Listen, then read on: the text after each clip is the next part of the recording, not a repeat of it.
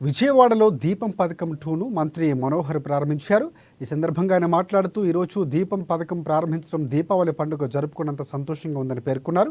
ప్రతి మహిళా కళ్ళల్లో ఒక సంతోషాన్ని నింపే విధంగా ప్రతి కుటుంబానికి ఒక మంచి పథకం అందించాలనే ఉద్దేశంతోనే సీఎం చంద్రబాబు లాంఛనంగా ప్రారంభించారన్నారు. దీపం 2 పథకం 3 వారాల్లోనే అద్భుతంగా 50 లక్షల మైలురాయి దాటిందని ఈ సందర్భంగా మంత్రి మనోహర్ తెలిపారు.